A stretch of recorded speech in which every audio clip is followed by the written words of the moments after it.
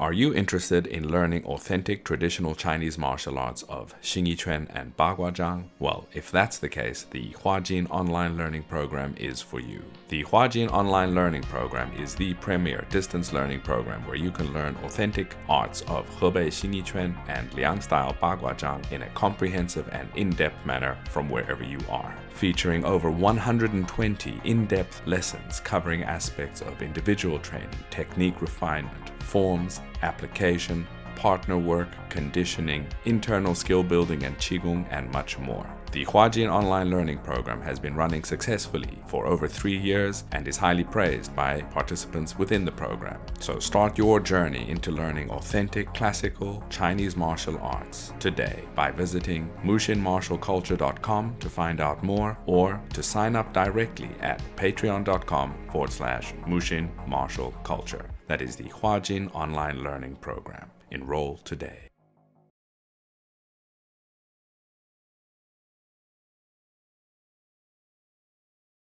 In this discussion, I'm going to introduce you briefly and generally, give you a general overview of the Chinese Jian, or the straight sword as it's commonly known in English. Now, the Jian, let's firstly just understand what we're referring to with regards to the two main categories of sword in Chinese martial arts, that being Jian, or straight sword, and Dao, which is just oftentimes translated or called a broadsword in English. I know the European idea of a broadsword is different, hence I kind of prefer to use the word saber because it gives you a general and a better understanding of what the sword is. It's a saber is a curved blade, and a straight sword is a straight blade. Now, generally with the Chinese Jian, it is a straight bladed weapon that features a slender blade in most cases that comes to a tip, and it's double-edged. So there's two cutting edges, and it's symmetrical. Both sides are the same in general. So this would be what is a Jian, a Chinese straight sword. Historically speaking, the Jian evolved as a natural progression of humans creating weaponry.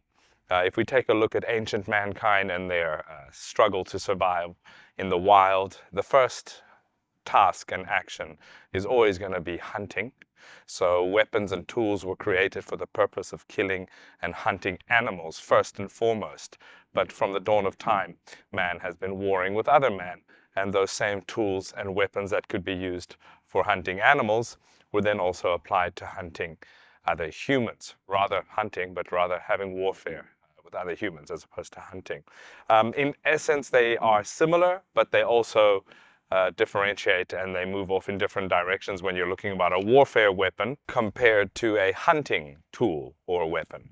Generally speaking, what was used in the Stone Ages were, they would craft stones into some type of pointed object, whether it be with some edge on it. Of course, stone, you can only form a crude edge and a crude point, but that would either be fixed onto a shorter shaft or a longer shaft for piercing and thrusting actions, for hunting, as well as for, as I mentioned, warfare. And that could be projectiles or spear type weapons as well.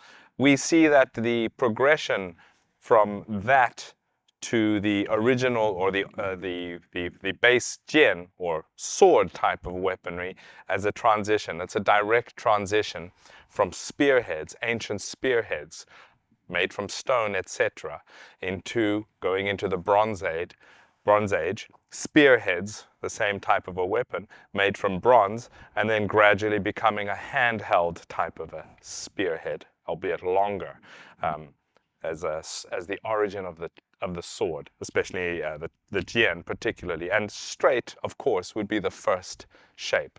People often misunderstand the evolution of swords, thinking that you had straight swords and broadswords as simply being two completely different weapons, and that they independently evolved almost similar at the same time. But that's not the case.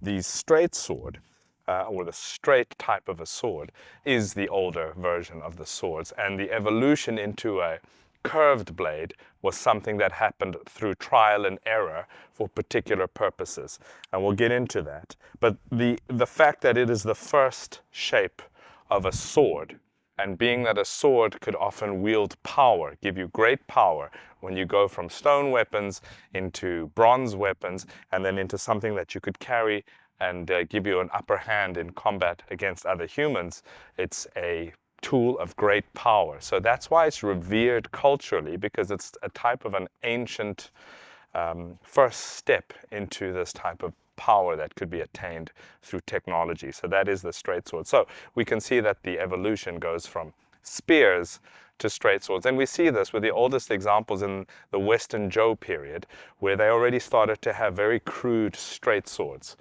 They were short, 24 to 40 centimeters long, made of bronze.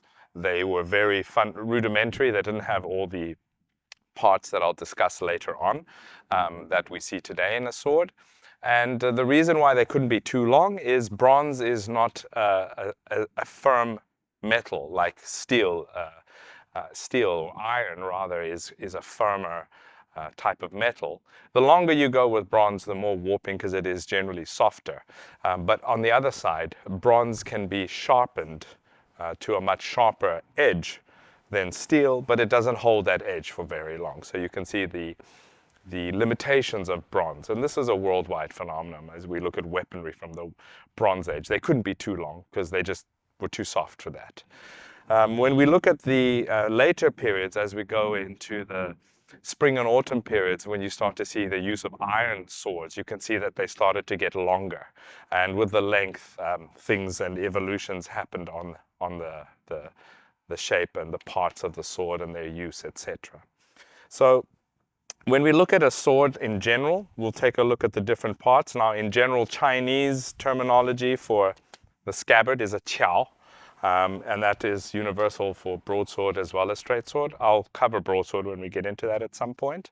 But then if we look at the other parts of the jian, they include the jian qiao, or scabbard, the jian shen, or blade, the jian ren, or blade edge, the jian ji, or sword spine, the jian jian, or sword tip, the hu shou, or shou pan, which is the hand guard, the jian ba, or sword handle, and the jian sui, or sword tassel. All right, so what we see in terms of evolution is that we see that from the earliest swords becoming the jian, and then the jian being used in the Bronze period, even in terms of combat and warfare, and throughout into the early Iron Age, the straight sword was used for combat and actual war. Later on, we see that this changed, and the broadsword, or the saber, became the optimal sword for battle. And we see that as a continuation into the more recent times. Even up until the Qing dynasty, soldiers would carry a broadsword. And the reason is quite simple. When we look at the evolutionary idea of a jian actually evolved into a dao, or a broadsword, or a saber, we can understand that a saber with its curved edge is simply that. It's a straight sword that had one side thickened and therefore only had one edge, and then started to curve. Why did these things happen? Well, the saber, as I mentioned, and even if you look at this one, the jian, even if you look at this one, it's a rather slender blade. And the spine runs down the middle, but it's not a very thick, hefty blade. Now, when you're starting to do battlefield warfare with other human beings, and you're hacking and trying to murder your adversary with this weapon, and they're also using their swords, and then they're also wearing or slowly progressing into the use of armor, you can understand that a sword that is this slender doesn't hold up well in that environment, simply because it will bend quite easily. The mere fact that it's only able to be thickened to a certain degree on its spine, which runs down the middle, limits the amount of reinforcement the shape of the blade can have. So it was one of the weapons that would quickly get bent out of shape in a battlefield environment. And we're talking about warfare, not civilian battles. This is why we see the first types of so-called sabers being straight, in that the first step that they tried to do was to reinforce it to avoid the warpage, bending. Once your sword is bent, it's over. You're not going to be able to use that in an effective manner in warfare. It could risk you your life, and on a bigger scale, it could risk your empire's collapse and losing that battle. So the first step would be a logical progression to thicken the edge. So when we see the thickening of one edge, you can understand they can't sharpen that anymore. So the first so-called sabers, the ancestors of or the first step into sabers, were straight blades with one side thickened and one side sharpened. And then gradually the curve came into it. Now, why did the curve come into it? Well, you can understand that any straight weapon, and this applies to a spear as well, its strength is in thrusting actions by virtue of its geometry and its shape. The strongest axis to actually issue force is on a straight, piercing type of an action. When you're looking at people that are, especially if they're not heavily trained, but in essence, it's a more natural motion with a human being, is to execute swinging type actions. Now, this blade being straight does not really, doesn't help with the ability to cut effectively and hack by virtue of it being a straight edge. It means that once the edge makes contact, whether that be into your target, into your opponent's armor, or whatever the case may be, by virtue of the geometry, once again, it's got a much greater chance of getting stuck in whatever you're striking. Additionally, the cutting edge will be exactly on the point, or rather the surface of the point of contact will be limited to where you strike, and that's about it. Even though if you take a look at the action of swinging, you can see that by virtue, even if I just extend my arm in horizontal, in vertical directions, the weapon actually travels on an arc. It doesn't travel on a straight line. It doesn't go like that. It actually curves by virtue of your anatomy and the motion that you're doing. So the natural curvature of the blade assisted with cutting, in that when it makes contact, by virtue of it being like this, instead of it hitting and making like a straight sword would hit into its target. Let's pretend this is the edge of the sword, or let's use this. It makes contact with a smaller portion of the blade, and that's it.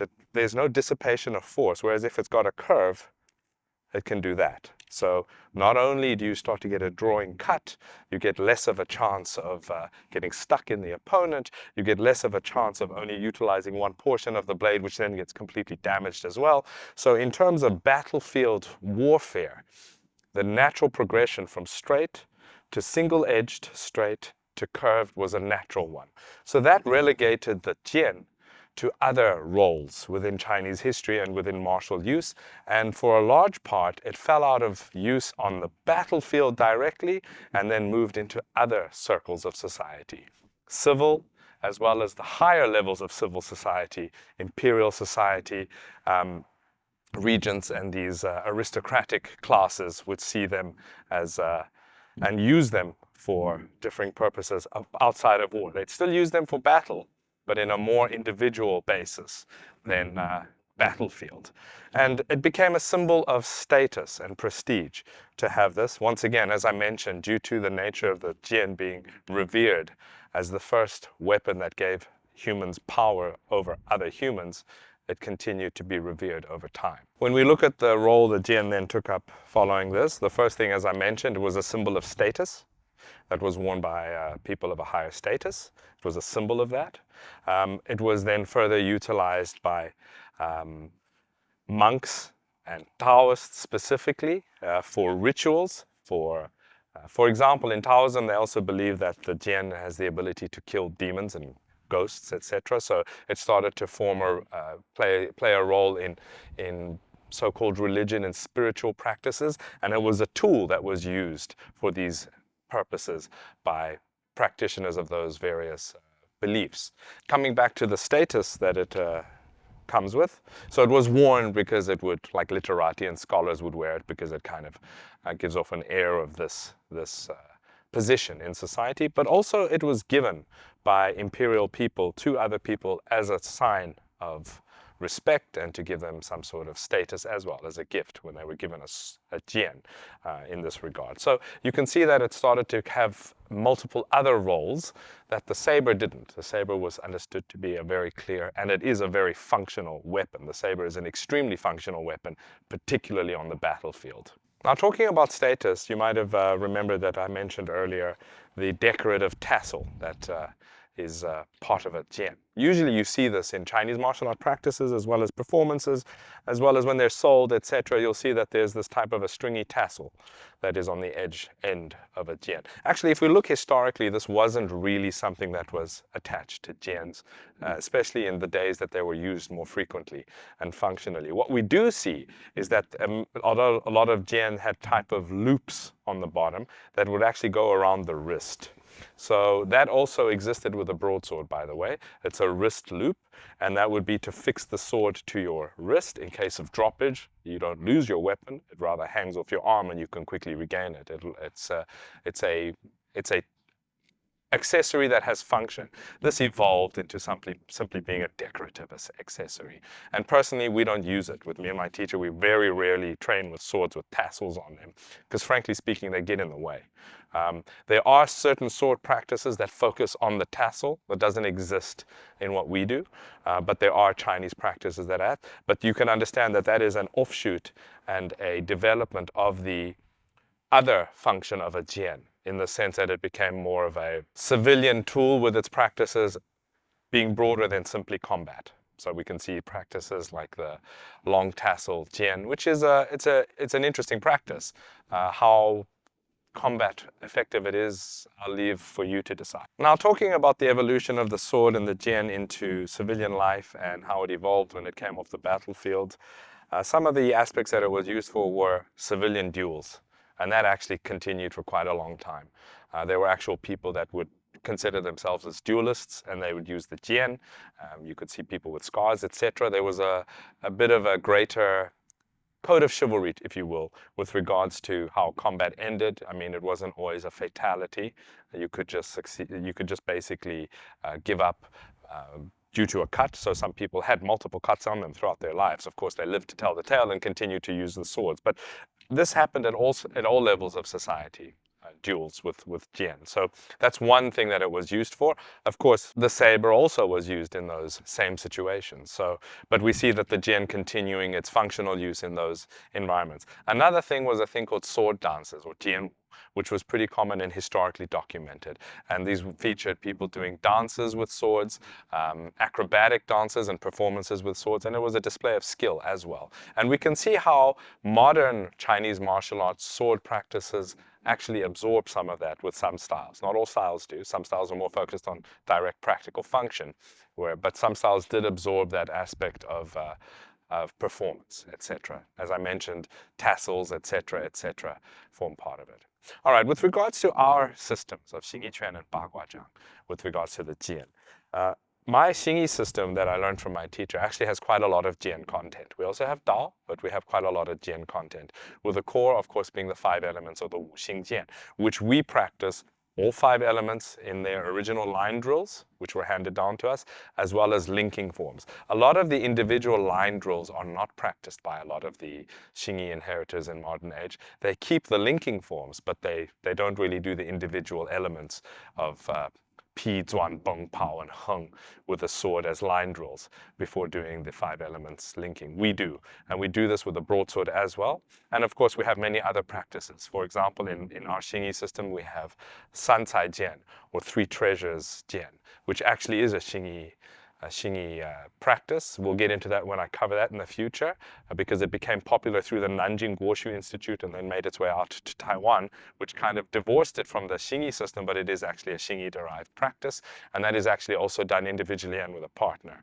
We also have Liu He Jian, the 6 harmony sword, which is a pretty long practice featuring 6 lines. That's why it's called Liu He. Each line has its focus, and it's a pretty long form, but it's actually more of a practice. And you will notice something with regards to our jian practices, that there's very little flowery movements. It's all very practical, direct, and functional techniques. And that is the value of practicing these arts, because they give you the aspects of the physical training, the cultural practice, but also there should be the kernel of functionality. And with Xingyi and Bagua, specifically with Xingyi, that's a lot stronger than anything else. And within Bagua, we have some jian practices. They're mostly focused on circling, circle walking with the jian. So we can see that with Bagua, it's more a case of the sword or the apparatus being molded into the already existing circle walking practice. And with Xingyi, we can see that the weapon practice is being molded into the bare hand. So it's quite an interesting difference. All right, so that is a basic overview and introduction. It's by no means an in-depth introduction into the history of this weapon and its intricacies, but just to give you a brief overview into this weapon and its development. As we will start covering in the Xingyi system, we're going to start covering this weapon.